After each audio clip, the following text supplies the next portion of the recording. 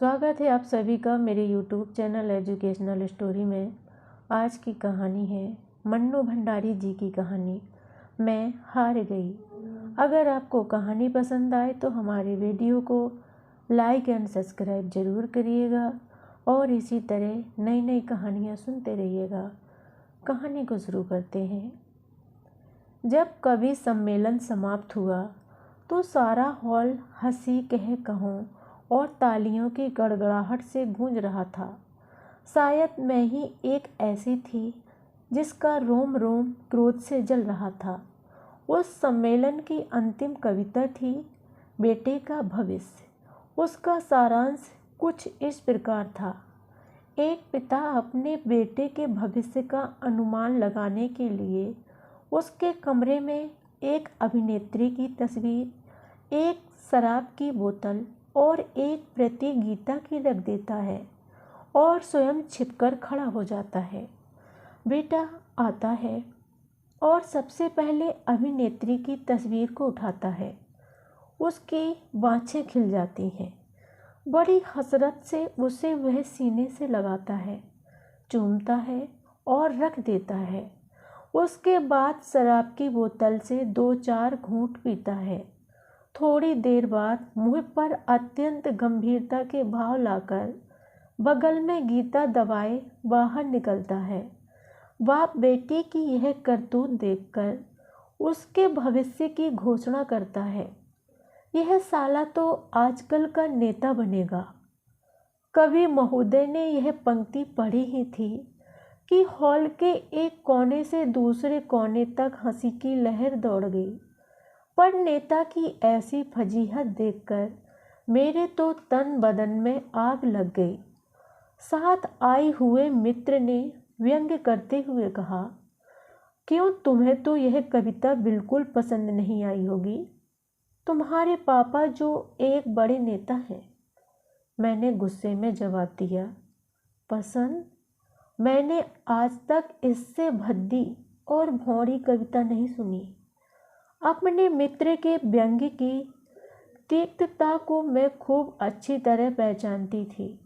उनका क्रोध बहुत कुछ चिल्म न मिलने वाले के आक्रोश के समान ही था। उसके पिता चुनाव में मेरे पिताजी के प्रतिद्वंदी के रूप में खड़े हुए थे और हार गए थे। उस तमाचे को वे अभी तक नहीं भूले थे।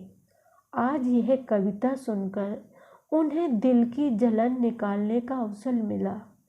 उन्हें लग रहा था मानो उसके पिता का हारना भी आज सार्थक हो गया। पर मेरे मन में उस समय कुछ और ही चक्कर चल रहा था। मैं जली भुनी जो गाड़ी में बैठी तो सच मानिए सारे रास्ते यही सोचती रही कि किस प्रकार इन कवि महाशय को करारा सा जवाब दूं। मेरे पापा जी के राज में ही नेता की ऐसी छीछा लेदर भी कोई चुपचाप सह लेने की बात थी भला। चाहती तो यही थी कि कविता मैं ही उनको जवाब दूं, पर इस ओर कभी कदम नहीं उठाया था। सो निश्चय किया कि कविता नहीं तो कहानी ही सही। अपनी कहानी में मैंने एक ऐसे सर्वगुण संपन्न नेता का निर्माण करने की योजना बनाई जिसे पढ़कर कवि महाशय को अपनी हार माननी ही पड़े। भरी सभा में वो जो नहला मार गए थे उस पर मैं दहला नहीं सीधे इक्का ही फटकारना चाहती थी, जिससे बाजी हर हाल में मेरी हो रहे। यही सब सोचते सोचते मैं कमरे में घुसी तो दीवार पर लगी बड़े बड़े नेताओं की तस्वीरों पर नजर गई। सबके प्रतिभाशाली चेहरे मुझे प्रोत्साहन देने लगे। सब नेताओं के व्यक्तिगत गुणों को एक साथ ही मैं अपने नेता में डाल देना चाहती थी, जिससे वह किसी भी गुण में कम न रहने पाए। पूरे सप्ताह तक मैं बड़े बड़े नेताओं की जीवनियाँ पढ़ती रही और अपने नेता का ढांचा बनाती रही। सुना था और पढ़कर भी महसूस किया कि जैसे कमल कीचड़ में उत्पन्न होता है, वैसे ही महान आत्माएं गरीबों के घर ही उत्पन्न होती हैं। सोच विचार कर एक शुभ मुहूर्त देखकर मैंने सब गुणों से लैस करके अपने नेता का जन्म गांव के एक गरीब किसान की झोपड़ी में करा दिया। मन की आशाएं और उमंगें जैसे बढ़ती हैं, वैसे ही मेरा नेता भी बढ़ने लगा। थोड़ा बड़ा हुआ तो गांव के स्कूल में ही उसकी शिक्षा प्रारंभ हुई। यद्यपि मैं इस प्रबंध से विशेष संतुष्ट नहीं थी, पर स्वयं ही मैंने ऐसी परिस्थिति बना डाली थी कि इसके सिवाय कोई चारा नहीं था। धीरे धीरे उसने मिडिल पास किया। यहाँ तक आते आते उसने संसार के सभी महान व्यक्तियों की जीवनियाँ और क्रांतियों के इतिहास पढ़ डाले। देखिए, आप बीच में ही यह मत पूछ बैठिए कि 8वीं का बच्चा इन सबको कैसे समझ सकता है। यह तो एकदम अस्वाभाविक बात है। इस समय में आपके किसी भी प्रश्न का जवाब देने की मना स्थिति में नहीं हूँ। आप यह ना भूलें कि यह बालक एक महान भावी नेता है। हाँ, तो यह सब पढ़कर उसके सीने में बड़े बड़े अरमान मचलने लगे, बड़े बड़े सपने साकार होने लगे, बड़ी बड़ी उमंगें करवटें लेने लगी। वह जहाँ कहीं भी अत्याचार देखता, मुट्ठियाँ भींच भींच कर संकल्प करता, उसको दूर करने की बड़ी बड़ी योजनाएं बनाता, और मुझे उसकी योजनाओं में, उसके संकल्पों में अपनी सफलता हंसती खेलती नजर आती। एक बार जानकर खतरा मोल लेकर मैंने जमींदार के करिंदों से भी उसकी मुठभेड़ करा दी, और जिसकी विजय पर उससे अधिक हर्ष मुझे हुआ। तभी अचानक एक घटना घट गई। उसके पिता की अचानक मृत्यु हो गई। दवा इलाज के लिए घर में पैसा नहीं था, सो उसके पिता ने तड़प तड़प कर जान दे दी, और वह बेचारा कुछ भी ना कर सका। पिता की इस बेबसी की मृत्यु का भारी सदमा उसको लगा। उसकी बूढ़ी माँ ने रोते रोते प्राण तो नहीं, पर आंखों की रोशनी गंवा दी। घर में उसकी एक विधवा बुआ और एक छोटी क्षयग्रस्त बहन और थी।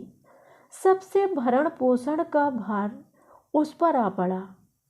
आय का कोई साधन था नहीं। थोड़ी बहुत जमीन जो थी, उसे जमींदार ने लगान बकाया निकाल कर हथिया लिया। उसके पिता की विनम्रता का लिहाज करके अभी तक चुप बैठा था। अब क्यों मानता? उसके क्रांतिकारी बेटे से वह परिचित था, सो अवसर मिलते ही बदला ले लिया।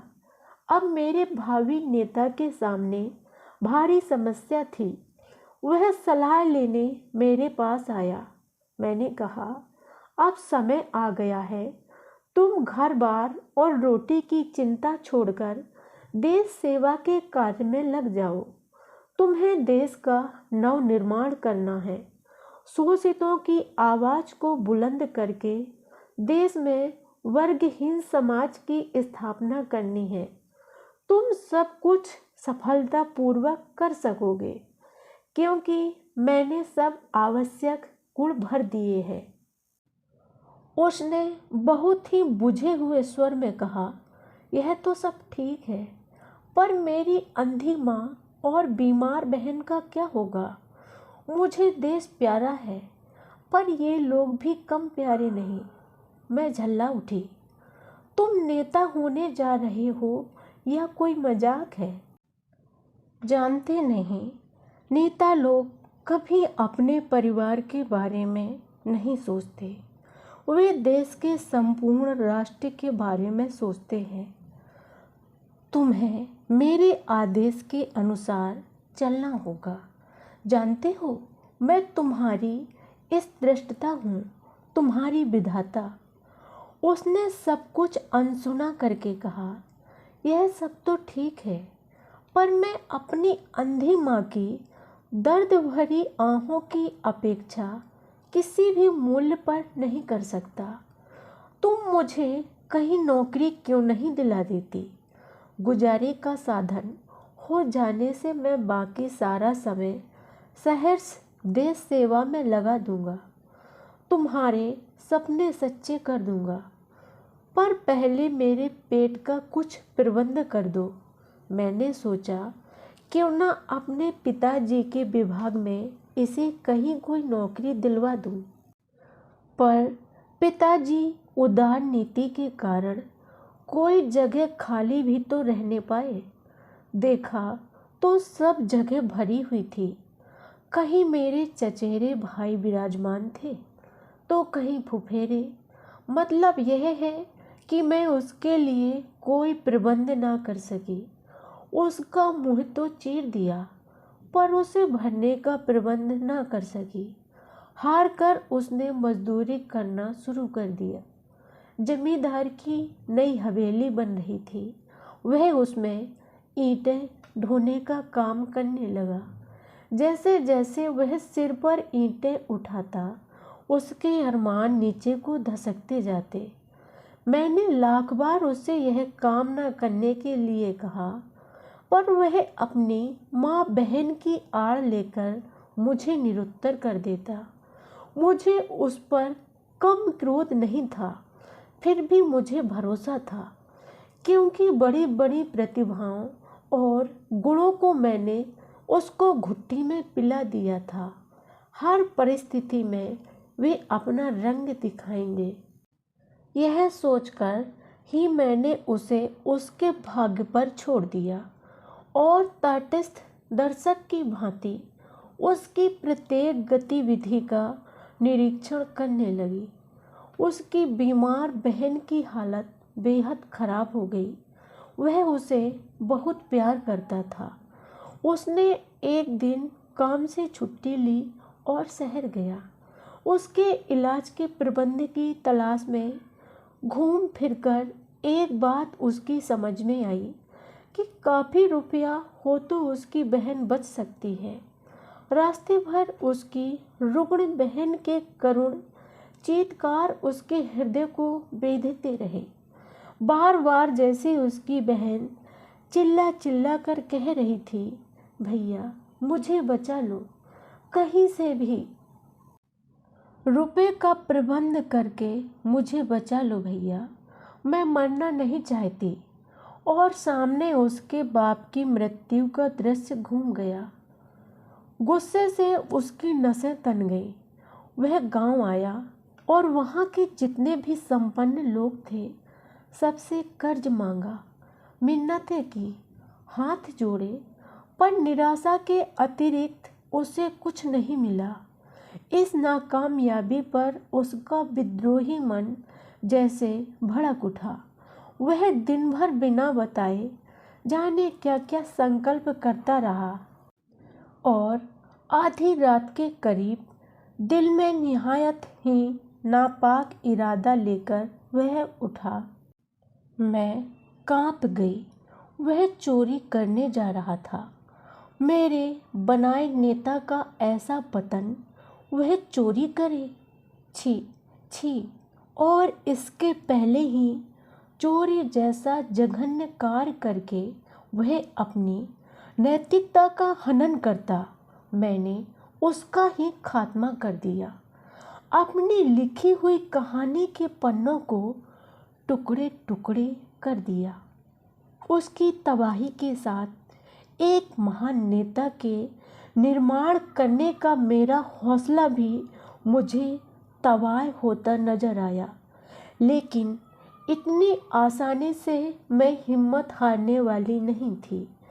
बड़े धैर्य के साथ मैं अपनी कहानी का विश्लेषण करने बैठी कि आखिर क्यों सब गुणों से लैस होकर भी मेरा नेता न बनकर चोर बन गया। और खोजबीन करते करते मैं अपनी असफलता की जड़ तक पहुंच ही गई। गरीबी के कारण ही उसके सारे गुण दुर्गुण बन गए और मेरी मनोकामना अधूरी ही रह गई। जब सही कारण सूझ गया तो उसका निराकरण क्या कठिन था। एक बार फिर मैंने कलम पकड़ी और नेता बदले हुए रूप और बदली हुई परिस्थितियों में फिर एक बार इस संसार में आ गया। इस बार उसने शहर के करोड़पति सेठ के यहाँ जन्म लिया, जहाँ ना उसके सामने पेट भरने का सवाल था, ना बीमार बहन के इलाज की समस्या। असीम लाड़ प्यार और धन वैभव के बीच वह पलने लगा। बढ़िया से बढ़िया स्कूल में उसे शिक्षा दी गई। उसकी अलौकिक प्रतिभा देखकर सब चकित रह जाते। वज अत्याचार होते देखकर तिल मिला जाता। जो सीले भाषण देता, गांव में जाकर वह बच्चों को पढ़ाता। गरीबी के प्रति उसका दिल दया से लबालब भरा रहता। अमीर होकर कि हो वह सादगी से जीवन बिताता। सारांश यह कि महान नेता बनने के सभी शुभ लक्षण उसमें नजर आए। कदम कदम पर वह मेरी सलाह लेता और मैंने भी उसके भावी जीवन का नक्शा उसके दिमाग में पूरी तरह उतार दिया था, जिससे वह कभी भी पथ भ्रष्ट न होने पाए। मैट्रिक पास करके वह कॉलेज गया, जिस कॉलेज में एक समय में केवल राजाओं के पुत्र ही पढ़ा करते थे और जहाँ रईसी का वातावरण था, उसी कॉलेज में उसके पिता ने उसे भर्ती कराया। लेकिन मेरी सारी सावधानी के बावजूद उन रईसजादों की सोहबत अपना रंग दिखाए बिना न रही। वह अब जरा आराम मतलब हो गया। मेरे सलाह मशविरों की अब उसे उतनी चिंता न रही। घंटों अब वह कॉफ़ी हाउस में रहने लगा और एक दिन तो मैंने उसे हाउजी खेलते देखा। मेरा दिल धक से कर गया। जुआ, हाय राम, यह क्या हो गया। मैं संभलकर कुर्सी पर बैठ गई और कलम को कसकर पकड़ लिया। कलम को जोर से पकड़कर ही मुझे लगा मानो मैंने उसकी नकेल को कसकर पकड़ लिया हो, पर उसके तो जैसे अब पर निकल आए थे। जुआ ही उसके नैतिक पतन की अंतिम सीमा न रही। कुछ दिनों बाद ही मैंने उसे शराब पीते भी देखा। मेरा क्रोध सीमा के बाहर जा चुका था। मैंने उसे अपने पास बुलाया। अपने क्रोध पर जैसे तैसे काबू रखते हुए मैंने उससे पूछा, जानते हो मैंने तुम्हें किस लिए बनाया है। वह भी मानो मेरा सामना करने के लिए पूरी तरह तैयार होकर आया था। बोला, अपने स्वार्थ की पूर्ति करने के लिए, अपनी इच्छा पूरी करने के लिए तुमने मुझे बनाया, पर यह जरूरी नहीं कि मैं तुम्हारी इच्छा अनुसार ही चलूं। मेरा अपना अस्तित्व भी है, मेरे अपने विचार भी हैं। मैं चिल्ला उठी, जानते हो तुम किससे बातें कर रहे हो। मैं तुम्हारी इस दृष्टता हूँ, तुम्हारी निर्माता। मेरी इच्छा से बाहर तुम्हारा कोई स्वतंत्र अस्तित्व नहीं। वह हंस पड़ा। अरे तुम अपनी कलम से पैदा किया है। मेरे इन दोस्तों को देखा, इनकी अम्माओं ने इन्हें अपने जिस्म से पैदा किया है, फिर भी वे इनके निजी जीवन में इतना हस्तक्षेप नहीं करती जितना तुम करती हो। तुमने तो मेरी नाक में दम कर रखा है।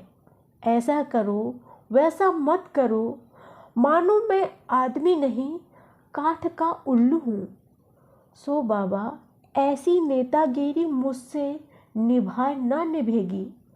यह उम्र दुनिया की रंगीनी और घर की अमीरी बिना तुल्फ उठाए यूं ही जवानी क्यों बर्बाद की जाए।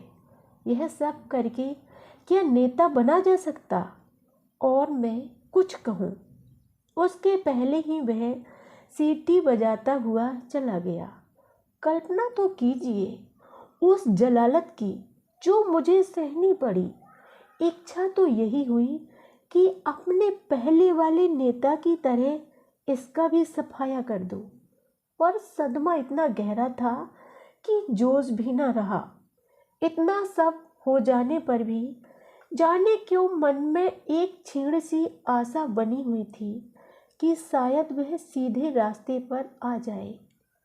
गांधी जी ने भी तो एक बार बचपन में चोरी की थी, बुरे कर्म किए थे, फिर अपने आप रास्ते पर आ गए।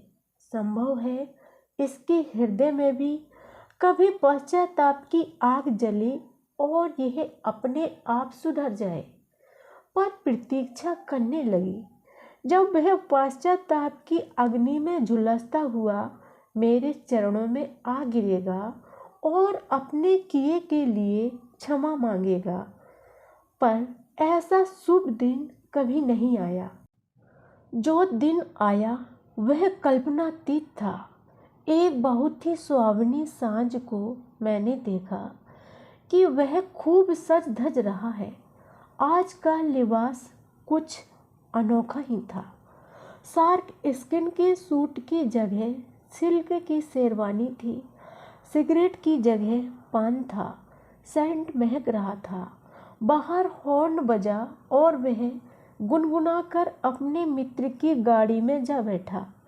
गाड़ी एक बोर के सामने रुकी और रात तक वे साहबजादे पेग पर पेग लगाते रहे, भद्दी मजाक करते रहे और ठहाके लगाते रहे। रात को 9 बजे वे उठे तो पैर लड़खड़ा रहे थे। जैसे गाड़ी में बैठे और ड्राइवर से जिस गंदी जगह चलने को कहा उसका नाम लिखते भी मुझे लज्जा आती है। अपने को बहुत रोकना चाहती थी, फिर भी वह घोर पाप में सहन न कर सकी और तय कर लिया कि आज जैसे भी हो मैं फैसला कर ही डालूंगी। मैं गुस्से से कांपती हुई उसके पास पहुंची। इस समय उससे बात करने में भी मुझे घृणा हो रही थी। क्रोध से मेरा रोम रोम जल रहा था। फिर भी अपने को काबू में रखकर और स्वर को भरसक कोमल बनाकर मैंने उससे कहा, एक बार अंतिम चेतावनी देने के ख्याल से ही मैं इस समय तुम्हारे पास आई हूँ। तुम्हारा यह सर्वनाश देखकर जानते हो मुझे कितना दुख होता है। अब भी समय है, संभल जाओ। सुबह का भूला यदि शाम को घर आ जाए तो भूला नहीं कहलाता। इस समय वह शायद मुझसे बात करने की मना स्थिति में ही नहीं था। उसने पान चबाते हुए कहा, अरे जान, यह क्या तुमने हर समय नेतागिरी का पचड़ा लगा रखा है। कहाँ तुम्हारी नेतागिरी और कहाँ क्षमा का। देख लो तो बस सरूर आ जाए। मैंने कान बंद कर लिया। वह कुछ और भी बोला पर मैंने सुना नहीं। पर जो उसने आंख मारी वह दिखाई दी और मुझे लगा जैसे पृथ्वी घूम रही है। मैंने आंखें बंद कर ली और गुस्से से होंठ काट लिए। क्रोध के आवेग में कुछ भी कहते नहीं बना। केवल मुंह से इतना ही निकला, दुराचारी, अभिष्ट, नारकीय कीड़े। उसके मित्र ने जो कुछ कहा उसकी हल्की सी ध्वनि मेरे कान में पड़ी। वह जाते जाते कह रहा था, अरे ऐसी घोर हिंदी में फटकारोगी तो वह समझेगा भी नहीं। जरा सरल भाषा बोलो। और अधिक सहना मेरे बूते के बाहर की बात थी। मैंने जिस कलम से उसको उत्पन्न किया उसी कलम से उसका खात्मा भी कर दिया। वह छमिया के यहाँ जाकर बैठने वाला था कि मैंने उसे रद्दी की टोकरी में डाल दिया।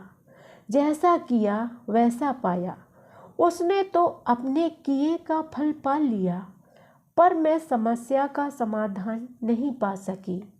इस बार भी असफलता ने तो बस मुझे रुला ही दिया। अब तो इतनी हिम्मत भी नहीं रही कि एक बार फिर मध्यम वर्ग में अपना नेता उत्पन्न करके फिर से प्रयास करती, पर इन 2 हत्याओं के भार से ही मेरी गर्दन टूटी जा रही थी और हत्या का पाप ढोने की ना इच्छा थी ना शक्ति ही।